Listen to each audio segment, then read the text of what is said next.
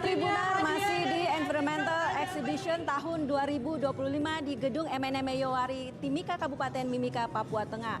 Tribunar, saat ini saya sudah berada di stand Taman Nasional Lawrence. Bisa lihat penampakannya cantik dan menarik ya. Dan langsung saja kita bincang-bincang bersama koordinator dari stand ini. Halo Kak. Halo, selamat datang. Selamat pagi. Dengan Kak siapa? Rianda, Kak. Kak Rianda. Ya, Tribuner, sudah bersama saya Kak Rianda. Yang nanti kita akan bincang-bincang secara detail apa saja sih yang ditampilkan di stand Taman Nasional Lawrence ini. Yang kemana-mana? Ayo. Halo Kak, mungkin boleh dijelasin apa saja yang ditampilkan Taman Nasional Lawrence di stand ini kepada Tribuners? Ya, terima kasih Kak. Ya, kita tahun ini konsepnya tetap mengangkat tentang kawasan Taman Nasional Lawrence. Kakak bisa lihat dari sisi sebelah kanan saya, ini kita ngambil dari 0 mdpl Kak, dari perairannya, terus ada dataran rendahnya, kemudian kita bertolak ke sebelah kanan.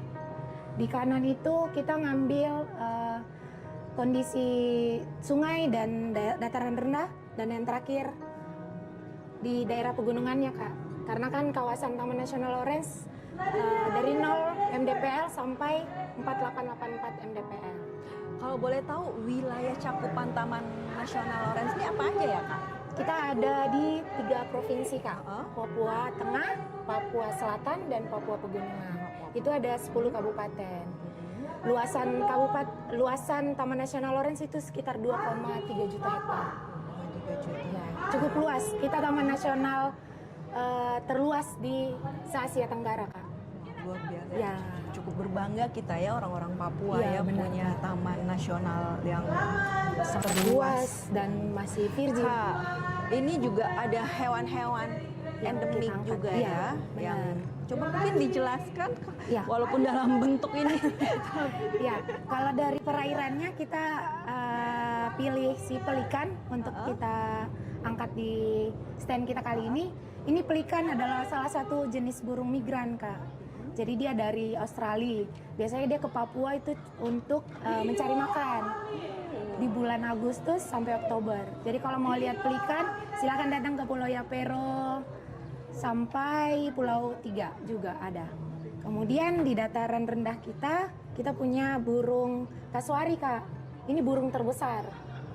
Kasuari, terus ini ada penampakan anaknya ceritanya. Tahun lalu dia cuman induknya aja, dewasanya begini tampaknya Kak. Udah beranak. Iya, sudah beranak ceritanya kayak gitu. Oke. Terus kalau di perairannya kita ada labi-labi moncong babi. Ini juga endemik Kak, dan dilindungi.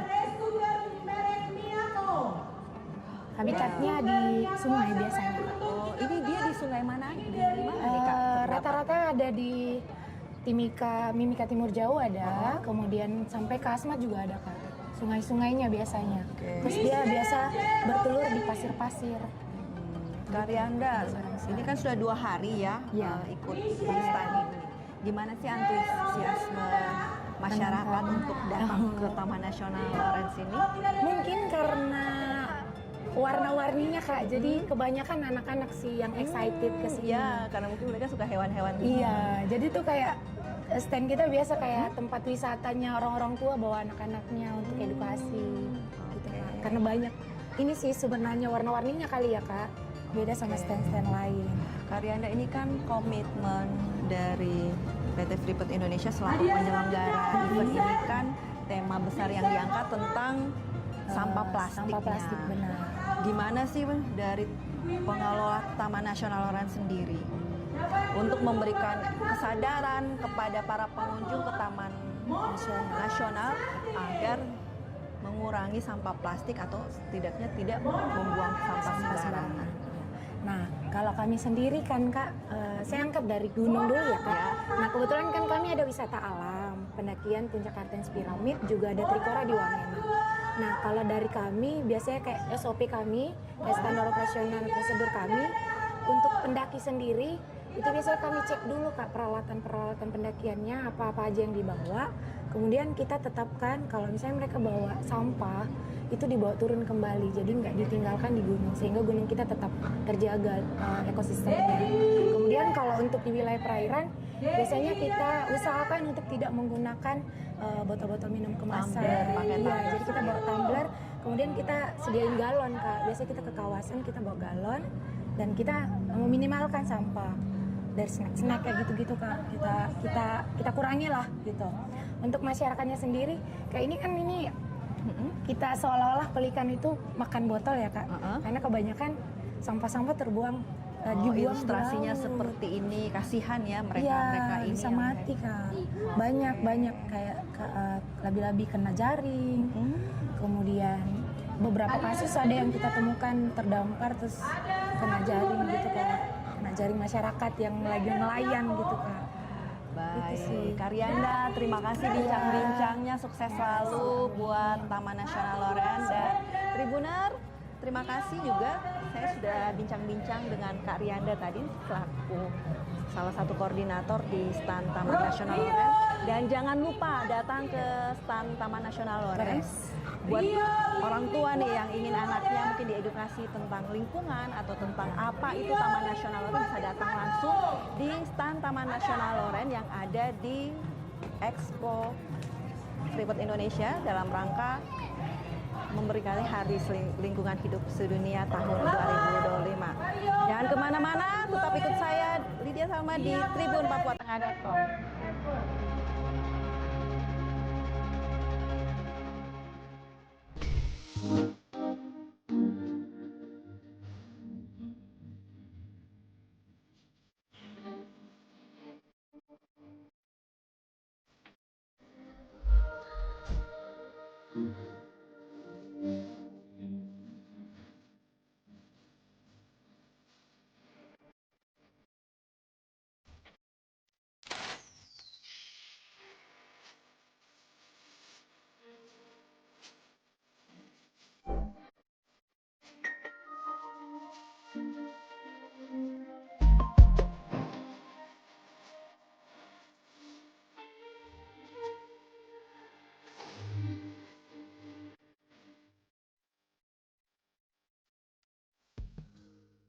Download Tribun X sekarang, menghadirkan lokal menjadi Indonesia.